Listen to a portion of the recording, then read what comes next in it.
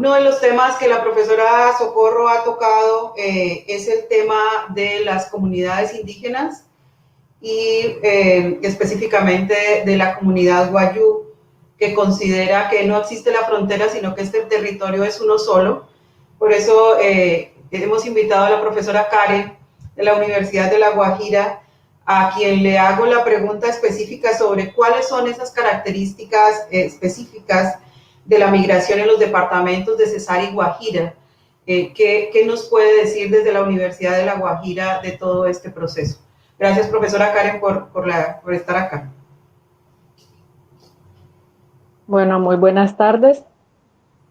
Gracias a la Universidad Nacional de Colombia por la invitación y en especial pues a usted, doctora Meneses. Bueno, para dar respuesta a este interrogante quisiera centrarme en tres aspectos, para lo cual quiero compartirles una corta presentación. Bueno, los tres aspectos que quiero tener en cuenta para dar respuesta a su interrogante. El primero es de índole geográfico, así como lo mencionaba la doctora Socorro. El segundo tiene que ver con aspectos socioeconómicos. Y el tercero tiene que ver, pues, como usted lo ha mencionado, es de índole étnico, cultural, que tiene que ver con el pueblo wayuu.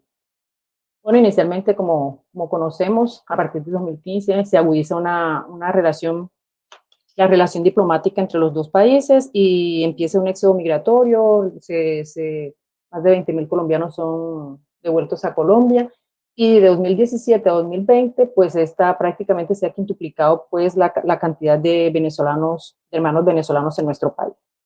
Como les dije que es la primera, una condición que es geográfica, me centro acá, si pueden ver pues el mapa de Colombia y Venezuela, donde la Guajira y el Cesar comparten fronteras con el Zulia. Sin embargo, como usted lo ha dicho, tiene una frontera directa, más la Guajira es la que tiene una frontera viva, que más adelante explicaremos cuando estemos en los factores étnicos también y culturales. Pero bueno, mientras tanto, aquí podemos ver que solo tenemos límite con el estado del Zulia, donde el lago de Maracaibo funciona como un límite natural para las ciudades más céntricas que están hacia la capital del país. Por el contrario, el departamento de Norte Santander limita con varios estados como son el Zulia, Táchira, Apure, y eso hace que pues más fácilmente venga población de otros estados, mientras nosotros en la mayoría, no quiere decir que no recibamos de otras, no tengamos población del resto del país, sino que en su mayoría provengan pues del Zulia. Ese sería como el factor geográfico, ¿cierto? Sigamos con esto. En esta línea que vemos acá, que es la línea de toda la Guajira que limita con el Zulia, como lo dijo la doctora Socorro, tiene muchísimas particularidades.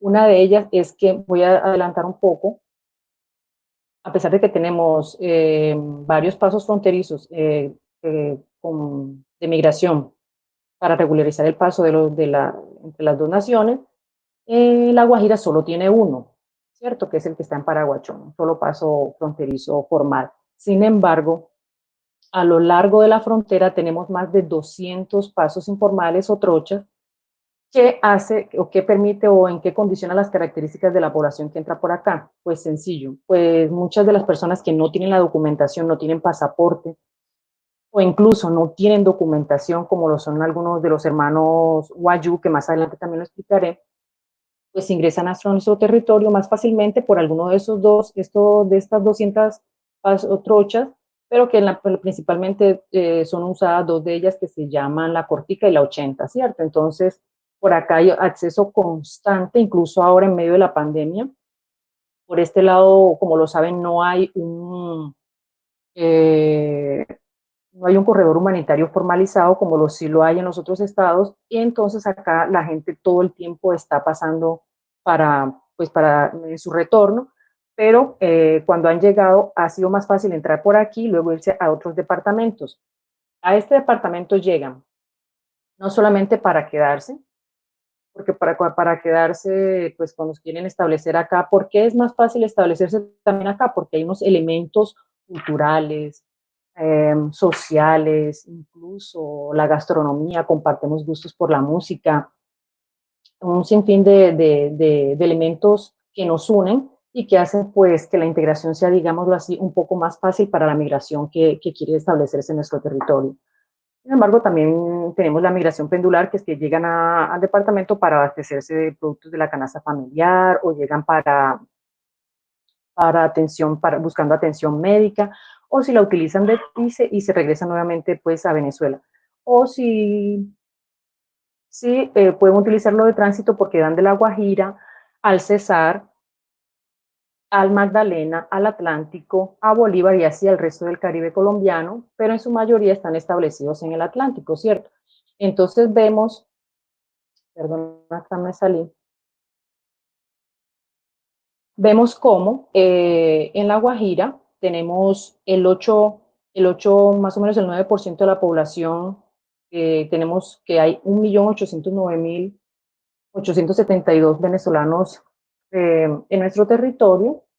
De eso más o menos el 9% está en La Guajira, pero principalmente llegan hasta el Atlántico, luego hasta La Guajira, luego hasta el Magdalena, luego hasta el Bolívar y Cesar, que es un porcentaje bastante más bajo, pero que corresponde con el 31,22% de la población que está en el país. Eh, las personas que vienen para acá, ahora vamos a entrar con, entonces, ¿qué quiere decir? Ahí tenemos un primer acercamiento a esas características. Son personas que vienen del estado Zulia, con el cual compartimos a distintas escalas y las que han hecho pues, más fácil el proceso de integración en nuestro país. El segundo aspecto tiene que ver, o las segundas características se determinan por los factores socioeconómicos que vive el territorio venezolano. El FMI, perdón, ha determinado que la crisis económica que vive Venezuela es uno de los desastres económicos, uno de los 20 desastres económicos del mundo. Según Cáritas, esto ha hecho que el 90% de la población esté en riesgo de vulnerabilidad. Eh, Incluso se afirma que la gran mayoría de su población, el 90% de la población vulnerable, ha perdido hasta 10 kilogramos de su peso, lo que refleja más o menos las características que van determinando la llegada de estos inmigrantes, ¿cierto? De nuestros hermanos venezolanos. También refleja, según Cáritas, que el 41% de esta población come una vez al día o no come, que el 62% busca comida en lugares inapropiados y que el 78% come menos. ¿Qué determina también para el estado Zulia? Cáritas dice que el nivel de malnutrición por encima de la emergencia alimentaria está en un nivel del 20%. Entonces, ¿qué características determina para la población que también está llegando a los departamentos de La Guajira y el Cesar y también del resto del Caribe? Son personas que, como también afirma Cáritas, ellos mismos están exportando, así utiliza la expresión, exportando unos migrantes que van con muy grave situación alimentaria, madres gestantes en condiciones muy precarias, niños que están en condiciones muy precarias, y según información que hemos recopilado en nuestras investigaciones, muchas de las familias que llegan son numerosas, llegan con muy pocos recursos económicos o nulos, entonces llegan en situación a veces de mendicidad, emprendiendo este viaje que es tan difícil para ellos, ¿cierto? Entonces son otras características que presentan. Tienen muy bajo nivel académico y en su mayoría están buscando subsistencia, son unos elementos que les permitan sobrevivir.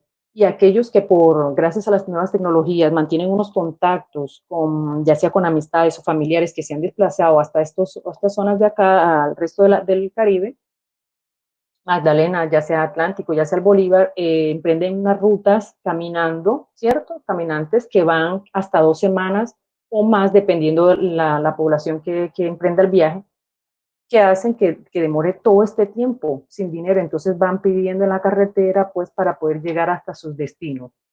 Entonces, como vemos, son una población bastante vulnerable que implica que tengamos unos retos no solo como gobierno, sino como sociedad.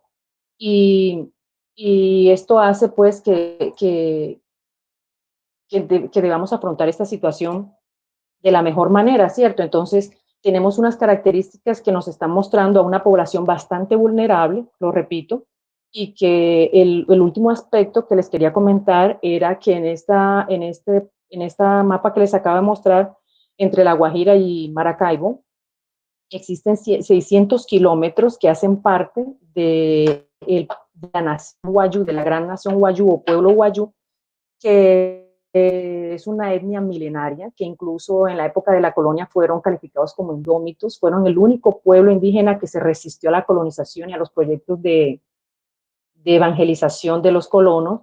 Sin embargo, ahora están atravesando una serie de necesidades y de adversidades que, pues, que si podemos más adelante los podemos discutir o conversar, pero serían como eso, a grosso modo, lo que hace que, porque estos pueblos también se van desplazando hacia Magdalena, hacia el Cesar.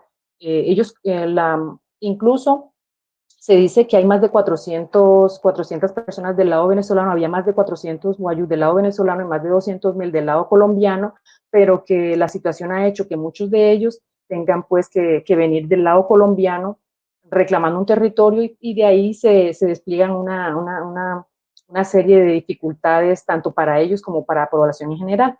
Entonces, más adelante podremos conversar de esto para que, pues por cuestiones de tiempo. Muchas gracias. Muchísimas gracias, profesora Almanza, por recordarnos esos elementos geográficos, étnicos e históricos que hacen que la compleja geografía de nuestro país en la frontera con Venezuela sea un problema real y cada vez, digamos, se ahonde en ese problema con familias vulnerables, con personas vulnerables, con grupos étnicos específicos.